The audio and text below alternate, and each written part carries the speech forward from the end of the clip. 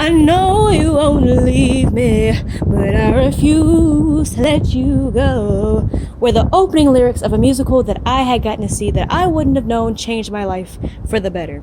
That musical was Ain't Too Proud at the Imperial Theater in Broadway, April 18th, approximately 8 o'clock p.m. It was a musical about the Temptations, a group that I had loved and a group that my mom had sung with some of the members that were alive. Little did I know that that musical would become my favorite and debunk even my most favorite musical, Hamilton. I love the way that the cast members just had a story towards it, and you could really tell what the Temptations went through, but you could also tell with them what they went through just to get these parts. Now, I didn't know that this musical was going to change my life and I'd be very obsessed about it. Well, that wasn't until we left and I got the whole soundtrack and a t-shirt.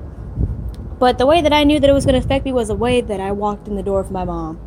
We stood in the line, we waited for tickets, and everybody kept asking, what show are you going to see? And I said, Ain't Too Proud. Though, right next door was Hamilton. But the line was really for the cast of Ain't Too Proud. And I went, we got the tickets, we waited in line, and I sat there. We were in the front row. They were free tickets, need I mention.